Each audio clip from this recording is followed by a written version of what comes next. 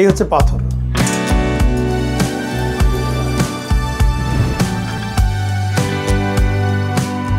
Chronic pancreatitis হলে শুধুমাত্র 3টি কারণে সার্জারি করিয়ে নিতে হবে।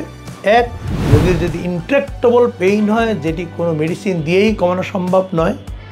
প্যানক্রিয়াসে কোনো টিউমার বা ক্যান্সারের মতো মেস বা লেশন, যেটাকে সিটি স্ক্যান বা অন্যান্য ইমেজিংয়ের মাধ্যমে আলাদা করা যাচ্ছে না যে এটি কোনো ইনফ্লামেশন না মাস লেশন। থার্ড, যেটি ক্রনিক প্যানক্রিয়াটাইটিসের জটিলতা, অর্থাৎ pancreatic pseudocysts, abscess, obstructive jaundice due to stenosis of the chronic pancreatitis.